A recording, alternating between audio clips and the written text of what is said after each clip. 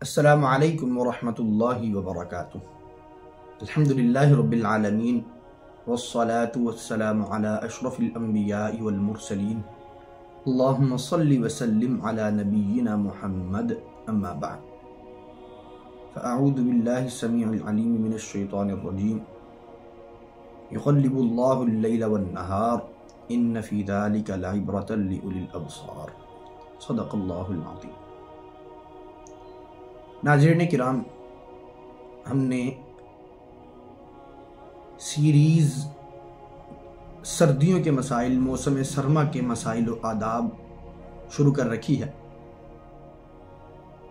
اسی سلسلے کی آج انشاءاللہ دوسری ویڈیو ہے۔ پہلی مختصر ویڈیو میں ہم نے سبق پڑھا تھا کہ موسم سرما کی آمد کے اسباب کیا ہیں، موسم سرما کیوں آتا ہے، اللہ کے نبی صلی اللہ علیہ وسلم نے کیا وجہ بتلائی ہے، وہ ہم نے پچھلی ویڈیو میں بیان کیا۔ پچھلی ویڈیو سے آپ وہ وجہ اور سبب تلاش کر سکتے ہیں، سن سکتے ہیں۔ آج کے سبق میں، آج کی ویڈیو میں ہم انشاءاللہ العزیز موسم سرما سے متعلقہ مسائل باقاعدہ طور پر شروع کریں گے۔ سب سے پہلے نمبر پر موسم سرما کی فضیلت بیان کرتے ہوئے اللہ کے نبی صلی اللہ علیہ وسلم نے فرمایا کہ الشتاء ربیع المؤمن او کما قال، موسم سرما جو ہے یہ مومن کے لیے یوں سمجھ لیں کہ نیکیوں کا موسم بہار ہے۔ اس میں انسان نیکیاں زیادہ سے زیادہ جمع کر سکتا ہے، اور اسی طرح موسم سرما میں انسانوں کو، مسلمانوں کو کچھ مسائل درپیش ہوتے ہیں۔ موسم سرما میں چونکہ پانی بہت ٹھنڈا ہوتا ہے اور ایک مسلمان نے دن میں کم از کم 5 نمازوں کے لیے وضو کرنا ہوتا ہے، تو اس کے لیے یہ بڑی دقت اور بڑی پریشانی بن جاتی ہے کہ اب وہ کیسے وضو کرے، کیسے غسل کرے، اور ان معاملات میں اس کے لیے کچھ پریشانیاں بن جاتی ہیں، کچھ مشکلات کا سامنا کرنا پڑتا ہے۔ تو بعض تو ایسے لوگ ہوتے ہیں کہ جو وضو مکمل نہیں کرتے، جلدی جلدی آتے ہیں اور اپنے اعضاء کو جو ہے نا بس ہلکا سا گیلا کرتے ہیں، معمولی سا، اور وہ سمجھتے ہیں کہ ہمارا وضو ہو چکا، اور بعض ایک مرتبہ وضو والے اعضاء کو دھو لیتے ہیں، اور بعض جو ہے اپنا مکمل وضو کرتے ہیں جیسے عام روٹین میں کرتے تھے۔ تو ان تینوں کے بارے میں شریعت ہماری کیا کہتی ہے؟ نبی مکرم صلی اللہ علیہ وسلم نے فرمایا، صحیح مسلم کی حدیث ہے، حضرت ابو ہریرہ رضی اللہ تعالی عنہ فرماتے ہیں، حضور صلی اللہ علیہ وسلم نے فرمایا، صحابہ سے پوچھا، کہا اے میرے صحابہ، الا ادلکم علی ما یمحو اللہ بہ الخطایا، کیا میں تمہیں ایسی بات نہ بتلاؤں جس سے اللہ تمہارے گناہوں کو ختم کر دے؟ یمحو اللہ، اللہ تمہاری خطاؤں کو مٹا ڈالے۔ چیز مٹا دی جائے تو دوبارہ نظر نہیں آتی، اثرات نہیں رہ جاتے، اور یہ انسان کا عمل ہوتا ہے۔ اور اگر اللہ کی طرف سے ایسا عمل ہو، اللہ گناہوں کو ختم کر دے، مٹا ڈالے، تو وہ دوبارہ کبھی کھاتے میں نہیں ڈالے جائیں گے، کبھی نامہ اعمال میں نہیں لکھے جائیں گے۔ الا ادلکم علی ما یمحو اللہ بہ الخطایا، اے میرے صحابہ، کیا میں تمہیں ایسی بات نہ بتلا دوں جس سے اللہ تمہاری خطاؤں کو مٹا ڈالے؟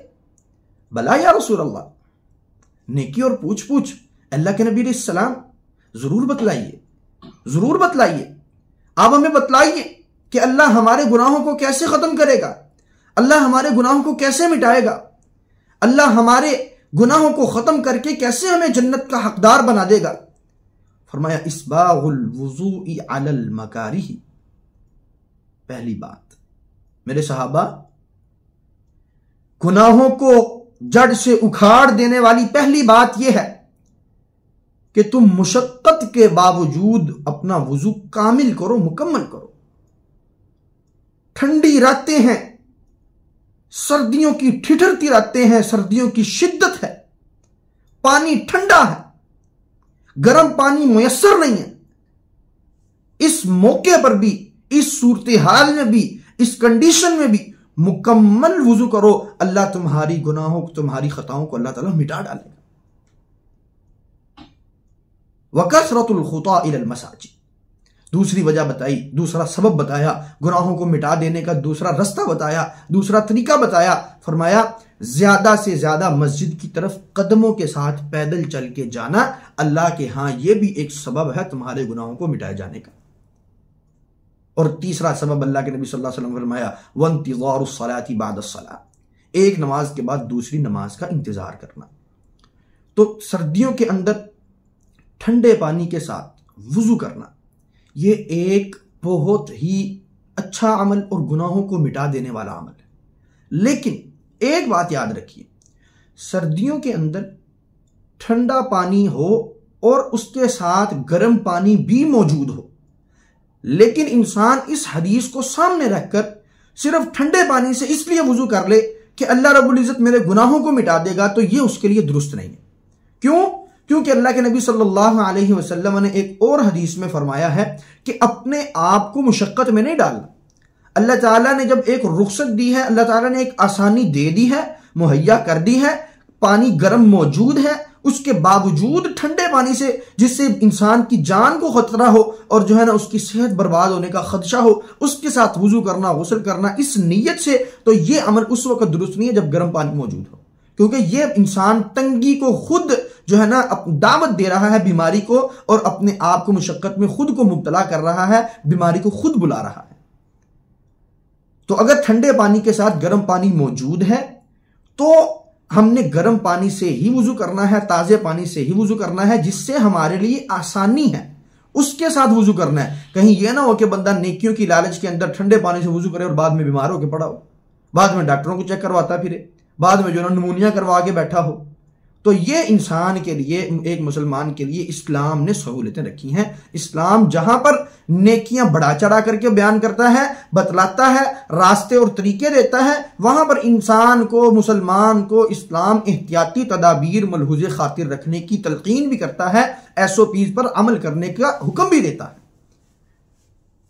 تو جہاں پر نبی صلی اللہ علیہ وسلم نے سفر کے اندر روزہ رکھنے سے جو ہے نا شریعت نے رخصت دے دی کہ اگر سفر میں آپ ہیں تو روزہ رکھنا آپ کی ثواب دید ہے، نہ رکھیں تو زیادہ بہتر ہے، آپ کو رخصت ہے. اگر مشقت میں اپنے آپ کو ڈال کر کے نیکی کا عمل، جان بوجھ کی مشقت میں ڈال کے نیکی کا عمل کرنا زیادہ اجر والا ہوتا تو اللہ کے نبی صلی اللہ علیہ وسلم فرماتے کہ سفر میں ضرور روزہ رکھا کرو، تمہیں اس سے زیادہ ثواب ملے گا. فرمایا نہیں، اگر سفر میں ہو تو روزے کو چھوڑ سکتے ہو، بعد میں روزے رکھ لینا. یہ مشقت والے عمل جان بوجھ کر جس میں اپنے آپ کو مشقت میں ڈالا جائے، ان اعمال سے پرہیز کرنا چاہیے. اور ان سردیوں کے ایام کے اندر اگر ٹھنڈا پانی صرف ٹھنڈا ہی موجود ہے تو پھر جو ہے ہم جو ہے نا اس صورت میں اس ثواب کے مستحق ٹھہریں گے. اسباغ الوضوء علی المکارہ یمحو اللہ بالخطایا، مجبوری کے، مشقت کے موقع پر بھی ٹھنڈے پانی سے وضو کرنا اللہ رب العزت کے ہاں گناہوں کو مٹا دینے کا سبب ہے. اللہ تعالیٰ سے دعا ہے کہ اللہ تعالیٰ ہمیں سمجھ کر اسلام پر عمل کرنے کی توفیق عطا فرمائے. اقول قولی ھذا استغفر اللہ لی ولکم ولسائر المسلمین وآخر دعوانا ان الحمد للہ رب العالمین.